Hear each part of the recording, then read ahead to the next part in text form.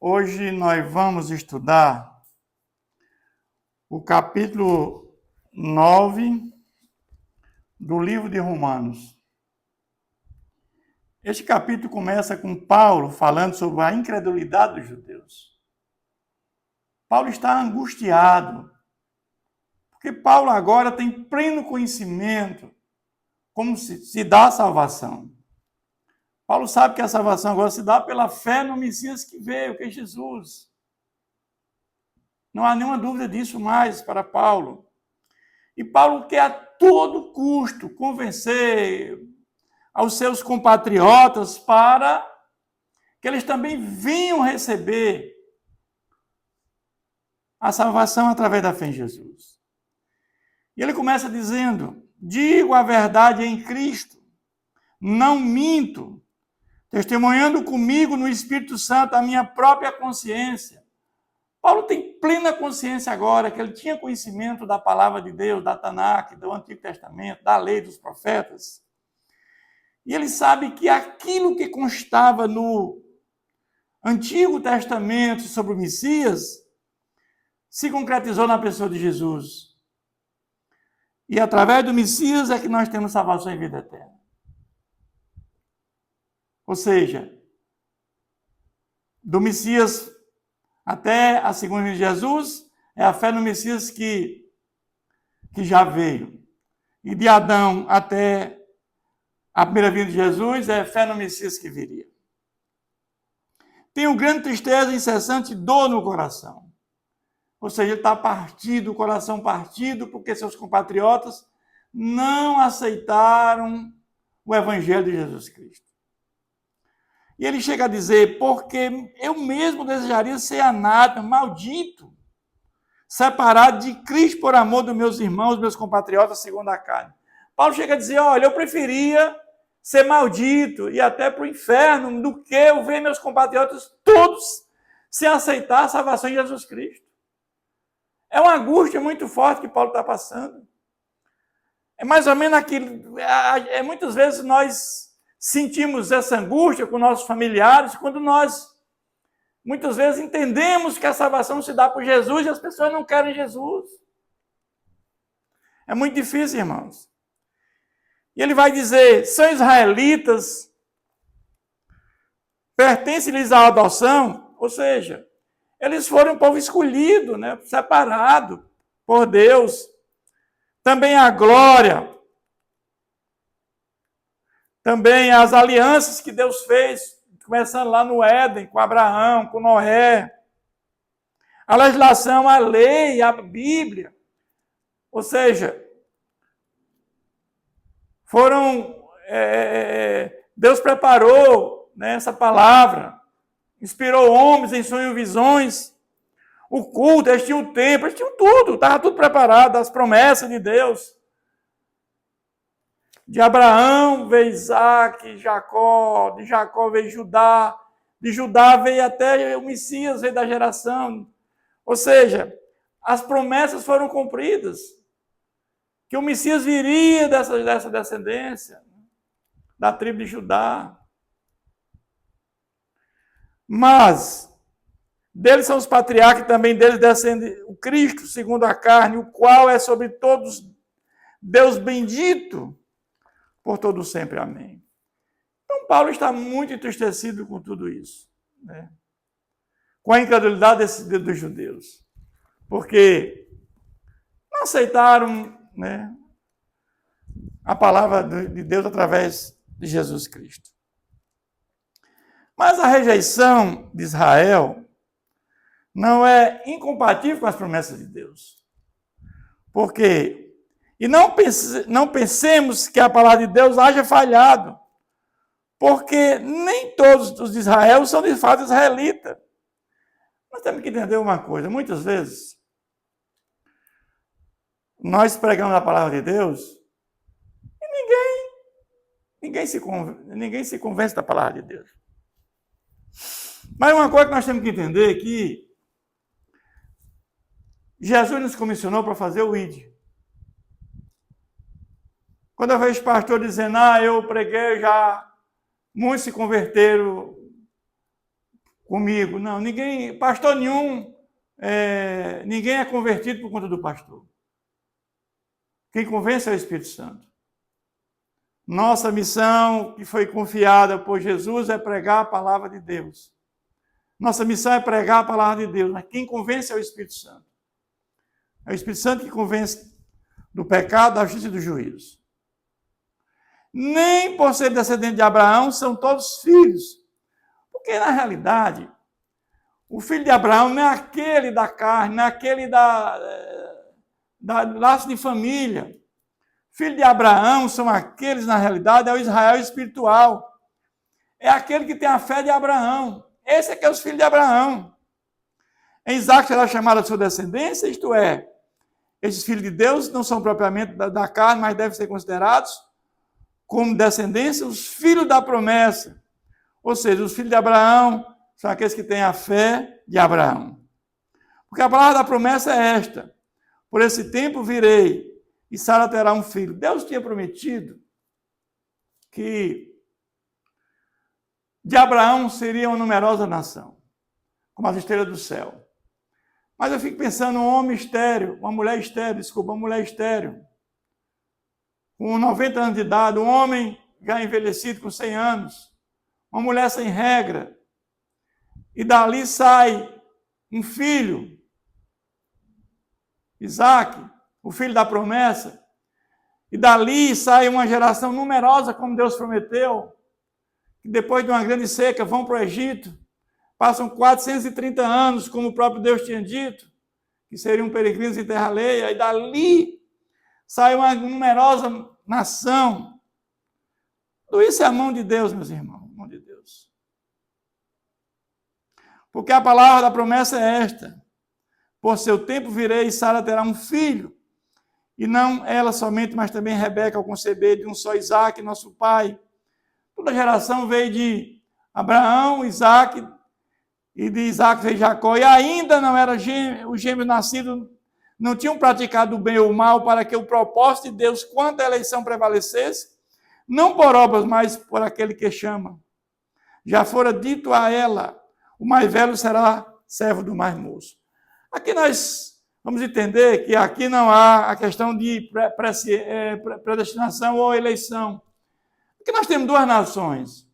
A nação, aqui uma situação que nós temos, a nação de Israel, através de Jacó, e dos edomitas, através de Esaú. E nós vimos que nações irmãs e foram inimigas. Quando o povo sai lá do Egito para Canaã, como Deus tinha prometido um local que emana leite e mel, o povo teve que peregrinar muito tempo no deserto por conta, para não passar por essa localidade dos edomitas. E ali também Deus prepara o povo para poder entrar na terra prometida, porque eles iam empreender lutas. Aí Deus ali está preparando o povo para essa luta. Mas ele vai dizer também que a rejeição de Israel não é incompatível com a justiça de Deus. Então, que diremos, pois? A justiça da parte de Deus? De modo nenhum. Pois ele diz a Moisés: terei misericórdia de quem me aprovei ter misericórdia, e compadecer-me-ei de quem me aprovei ter compaixão. Vamos entender que lá em João, Evangelho de João, capítulo 5, versículo 24, diz assim: em verdade vos digo que quem ouve a minha palavra e crê naquele que me enviou terá vida eterna. Não entra em juízo, mas passou da morte para a vida. Então vamos ver que eu creio que Deus tem misericórdia daqueles que escutam a palavra e que creem em Jesus Cristo. Os regenerados. Deus tem compaixão desses. Deus vai ter compaixão do ímpio, aquele que está fazendo tudo que não agrada a Deus. Então aqui está dizendo: terei misericórdia de quem me aprovei ter misericórdia. E compadecer-me-ei de quem me aprovei ter compaixão. Deus tem compaixão dos regenerados, do justificado, transformado pelo poder do Espírito Santo, sim. Aqueles que ouvirem a palavra de Deus e vão crer em Jesus Cristo. Assim, pois, não depende de quem quer ou de quem corre mais de usar Deus, a sua misericórdia, para com aqueles que estão servindo ao nosso Deus. Porque a Escritura diz a Faraó: para isto mesmo te levantei, para mostrar em ti o meu poder e para que o meu nome seja anunciado por toda a terra. Nós sabemos que Faraó, ele estava com o coração endurecido. Quando Deus envia Moisés, o libertador, para libertar o povo daquela escravidão, Deus ouviu o clamor do povo. Faraó, com o coração endurecido, não aceitou que aquele povo deixasse o Egito. Então Deus endureceu cada vez mais seu coração, para que o poder de Deus fosse manifestado. E depois de 10 pragas, na última praga, na morte dos primogênitos, ele cedeu. Então Deus mostrou o seu poder. Ali o poder de Deus foi manifestado. Por isso mesmo te levantei para mostrar em ti o meu poder, para que o meu nome seja anunciado por toda a terra. Logo, tem ele misericórdia de quem quer e também endurece a quem lhe apraz. Faraó endureceu o coração e ele endureceu cada vez mais. Quando Jesus estava pregando e aqueles fariseus estavam ali zombando de Jesus, não dando maior crédito à palavra de Jesus, o que Jesus faz? Jesus começa a falar em parábolas para que eles não viessem a entender e não viessem a crer. É assim que tem que ser feito, meus irmãos.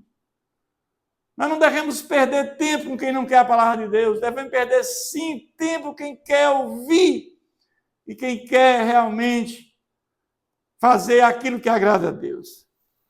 Mas agora ele vai falar da soberania de Deus. Tu, porém, me dirás, de que se queixa ele ainda? Pois quem jamais resistiu à sua vontade? Quem és tu, homem, para discutir com Deus? Porventura pode o objeto perguntar quem o fez? Por que me fizeste assim? Deus é o Criador de todas as coisas. Deus é o Criador de tudo. E nós devemos entender que sem Deus nada podemos fazer. Tudo vem de Deus, não há dúvida disso. Deus é soberano. Ou tem um olheiro direito sobre a massa, para do mesmo fazer um vaso para honra e outro para desonra? Nós sabemos que muitos vão crer na palavra de Deus e vão crer no Senhor Jesus Cristo. Mas muitos também não, muitos milhares não vão crer também. Então nós sabemos que nós temos vasos de honra e vasos de desonra. Ou seja, vasos de ira e vasos de misericórdia. Aqueles que colocarem a fé no Senhor Jesus vão ser vasos de honra, terão vida eterna. São os salvos. Mas aqueles que não aceitarem a palavra de Deus, são vasos de desonra, e serão os ímpios, vasos de ira. Que diremos, pois, se Deus, querendo mostrar a sua ira e dar a conhecer o seu poder, suportou com muita longanimidade os vasos de ira, preparado para a perdição. Deus é longânimo, Deus é paciente. Deus espera. Deus não criou os seres humanos já com o intuito de ir para o inferno. Eu não creio nisso. Deus criou a todos, Deus elegeu a todos para ir para o céu. Evidentemente que ao longo do percurso da humanidade, muitos rejeitaram a Deus. Porque a palavra de Deus diz que Deus tem prazer que todos se salvem e cheguem ao pleno conhecimento da verdade. Então, eu não creio que Deus já predestinou uns para o inferno sem nenhum critério. Eu creio que Deus, ele tem um prazer que todos se salvem. Mas muitos rejeitaram a Deus, muito profanaram contra Deus. Esses são os vasos de desonra, são os vasos de ira. Mas aqueles que aceitaram a palavra de Deus, aqueles que vivem a vida na plenitude do Espírito Santo, esses são os vasos de honra, são os vasos de misericórdia. a fim de que também desse a conhecer as riquezas da sua glória em vaso de misericórdia, que para a glória preparou de antemão, que são os salvos. Lá no princípio, Deus já sabia aqueles que iam perseverar até o fim, que iam ser justificados, regenerados pelo poder do Espírito Santo. E ele já escreveu o nome no livro da vida. Esses são os salvos, são os vasos de misericórdia, os quais somos nós, a que também chamou, não só dentre os judeus, mas também dentre os gentios. Quando Jesus encontrou aquela mulher, que ela fala que a questão que ela comeria das migalhas que caem da mesa dos cachorrinhos, os cachorrinhos são os gentios. Jesus está dizendo que ele veio primeiro para os judeus. Mas Jesus preparou toda uma história, ele preparou Paulo, teve aquela visão de Pedro, do lençol, que não há mais distinção entre judeus e gentios. E aí a palavra de Deus foi pregada para os judeus, eles não aceitaram. E os gentios aceitaram a palavra de Deus. E depois alguns judeus vieram a aceitar. Então você vai ver que Deus prepara, né, todo um projeto de salvação para a humanidade. Mas muitos rejeitaram. Mas não há distinção entre judeus e gentios. E assim como também dizem Oséias, chamarei o povo meu ao que não era o meu povo e amada a que não era amada. O que é que cita Oséias? Porque a mulher de Oséias era infiel. Oséias amava muito aquela sua esposa. E ela o traía, ela era infiel a Oséias. Teve filho com outros homens. E aqui, Israel também foi infiel a Deus. Deus amava Israel, Deus amava o seu povo. Deus libertou esse seu povo da escravidão. Deus fez muito por este povo. E esse povo foi infiel a Deus. Daqui é a observação de Oséias. E no lugar em que eles disseram, vós não sois meu povo, ali mesmo serão chamados filhos do Deus vivo. Mas relativamente a Israel, dele clama Isaías, ainda que o número dos filhos de Israel seja como a areia do mar, o remanescente é que será salvo. Que remanescente é esse, meus irmãos? Se nós observarmos, quando o rei de Israel foi tragado pelo Império Assírio em 722, quando o rei de Judá foi tragado pelo Império Babilônico em 586, muitos remanescentes aconteceram porque muitos ainda colocaram a fé no Deus Todo-Poderoso. Mas se nós observarmos hoje, depois da primeira vinda de Jesus, lá em Israel, muitos não creram em Jesus Cristo, como hoje não creem em Jesus Cristo. E Israel hoje deve ter em torno próximo de 10 milhões de pessoas, 7 milhões de judeus, o restante são de outras raças. Mas desses 7 milhões, ali tem remanescentes dentro de Israel que estão colocando a fé em Jesus Cristo. Esses são os remanescentes. Aí você entender que Jesus vai ter que vir aqui na terra, com os salvos, para morar aqui 1000 anos, para que os judeus sejam salvos. Não há fundamentação bíblica nenhuma nisso, irmãos. Jesus já fez o que tinha para fazer aqui na terra. Jesus, ele veio trazer a graça salvadora como fundamento da salvação. Jesus disse, o meu reino é deste mundo. Ele já fez o que tinha para fazer. Quando Jesus vir agora, quando a 7ª trombeta for tocada, não há mais nenhuma chance de salvação. Hoje nós temos juízo de Deus, parcial de Deus, o juízo parcial de Deus com misericórdia. Mas quando Jesus vier, é o juízo final. É o juízo sem misericórdia. Então hoje é o dia da salvação.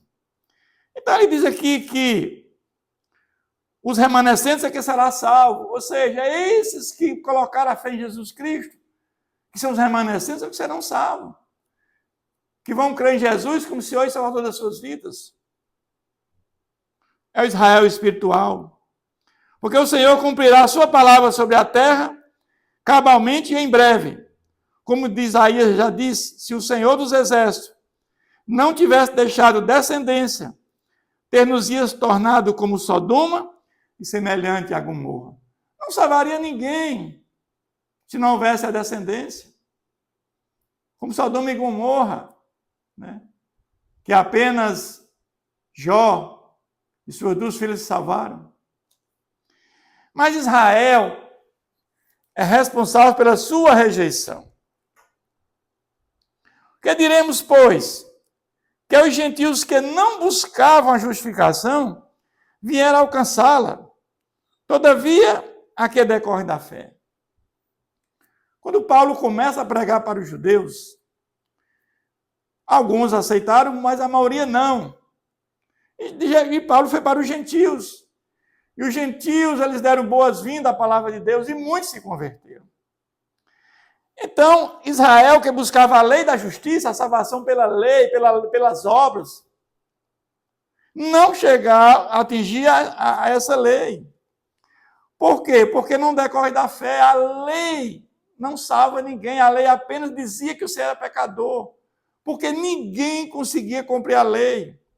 E sim, como de que de obras tropeçaram na pedra de tropeço. Como está escrito, eis que põe em Sião, em Jerusalém, uma pedra de tropeço e rocha de escândalo, e aquele que nela crê não será confundido. Quem é a pedra de tropeço, meus irmãos? Jesus Cristo. Jesus Cristo é a pedra de tropeço, né? E rocha de escândalo, e aquele que nela crê não será confundido, não será, ou seja, aquele que crê em Jesus será salvo. Então, Paulo ele tinha muita angústia por ver o seu povo, o povo judeu, rejeitando o Messias que veio. Paulo tinha grande desgosto disso. Paulo ele estava muito triste por tudo que estava acontecendo. Paulo tinha dentro de si aquela vontade, aquele desejo muito forte, que aquele povo, os judeus, se salvassem.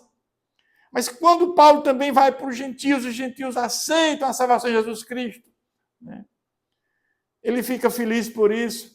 Mas o seu grande desejo também era que seus compatriotas sejam salvos. Então, mas eu creio que os judeus já tiveram, depois da vinda de Jesus, quase 2000 anos.